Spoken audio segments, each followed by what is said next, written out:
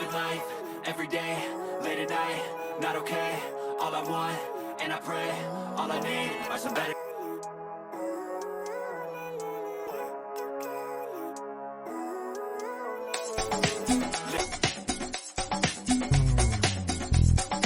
Showbiz Kachika TV. Hello mga kachika! Kahapon nga January 11, 2025 ay party-party nga ang ganap ng pamilya nila Star for All Season Miss Vilma Santos kasama nga ang kanyang buong pamilya para nga i-celebrate ang ika-61st birthday ng kanyang asawa na si Secretary of Finance Ralph Recto. Join din nga sa party-party ang ilan sa mga malalapit na mga kaibigan ni Miss Vilma Santos. Spotted nga si Mr. Tirso Cruz III kasama nga ang kanyang asawa na si Lynn Cruz. Present din nga ang panganay na anak ni Miss Vilma Santos na si Luis Manzano kasama nga ang kanyang asawa na si Jessie Minjola. Naroon din nga si Ryan Recto at marami pang iba. At nakakatuwa nga sa party-parting ito ay dancing queen pa nga ang bumidang tugtugan para nga sila ay magsayawan. Pero ang kinagulat nga ng lahat nang dumating nga si Senator Ralph Recto at talaga namang hindi rin nagpahuli sa kanyang mga dance moves. Sinayawan pa nga niya si Miss Vilma Santos.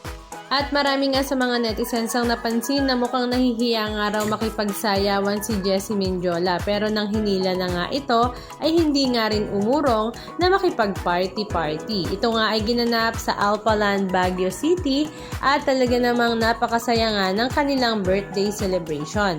Halika at panoorin natin ang ilan sa mga video clips ganap na kanilang ibinahagi.